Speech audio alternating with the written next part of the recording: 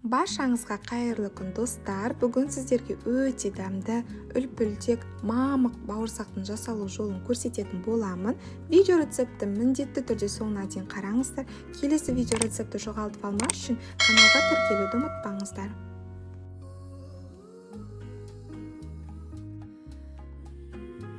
Аппара жасап аламыз. Ыдысымызға жылы 1 стакан суымызды, 3 ас қасық шекерімізді, 1 ас қасық ашытқымызды салып, жақсылап араластырып, ашытқымыз бен шекерімізді ертіп алғанша араластырамыз. Содан соң бетін жауып 20-25 минутқа қойып қоямыз.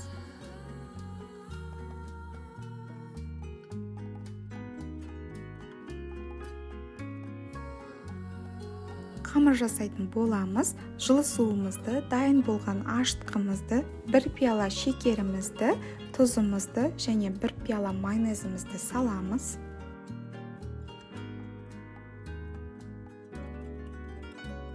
Жұмыртқамызды салып, венчиктің көмегімен жақсылап араластырып аламыз.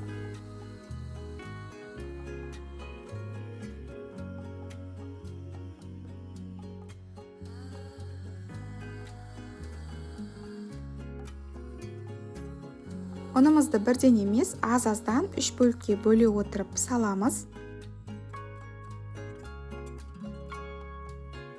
Араластыра отырып, жұмсақ қамыр илейтін боламыз.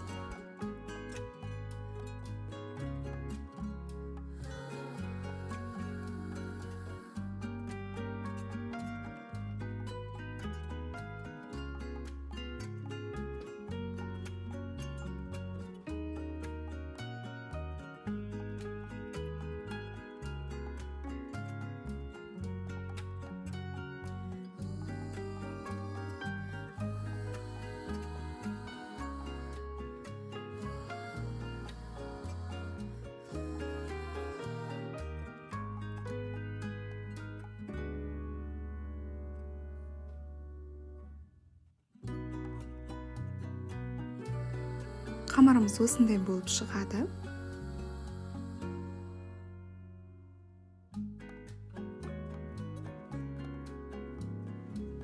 Қамырымның бетін майлап алдым. Ашыған кезде қолға жабыспас үшін бетін жауып, қамырымызды ашытып аламыз. Ашыған қамырымызды 1-2 рет басып қоюды ұмытпаймыз.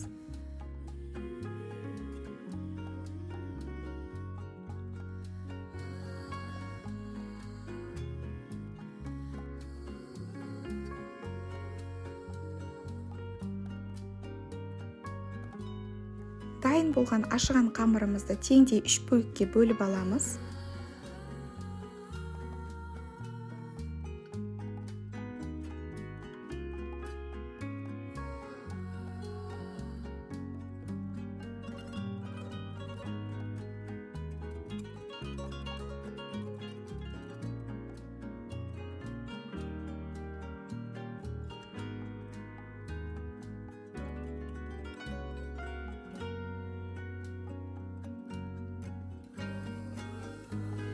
Қамырымызды жайып аламыз. Қатты қалың қылмай, қатты жұқа қылмай, орташа тығыздықта жайып аламыз.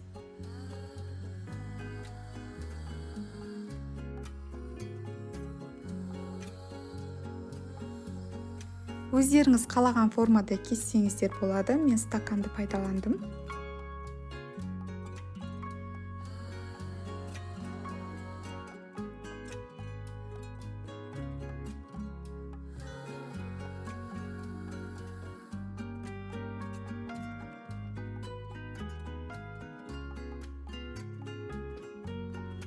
Бауырсақтарымызды видеодағыдай кесіп аламыз.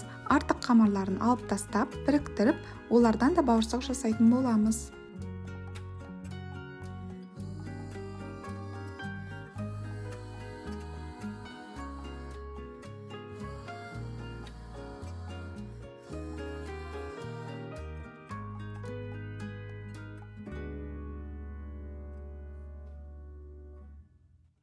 Бауырсақтарымызды алды-артын қызартып пісіріп аламыз. Бастапқы кезде ғана майымызды қатты қыздырамыз. Одан соң баяу орта отта пісіретін боламыз.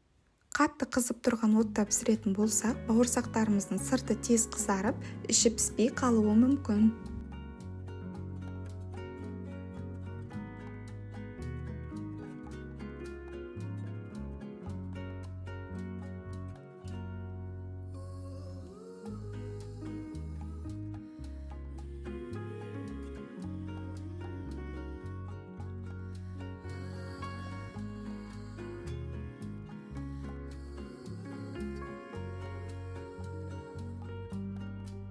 Бауырсақтарымыз дайын, өте дәмді, үлпілдек, мамық болып шығады. Міндетті түрде осы рецептпен жасап көріңіздер. Видео рецепт сіздерге ұнаған болса, лайк басып, комментарий қалдыруды ұмытпаңыздар. Сіздермен бірге болған Дина, назарларыңызға рахмет.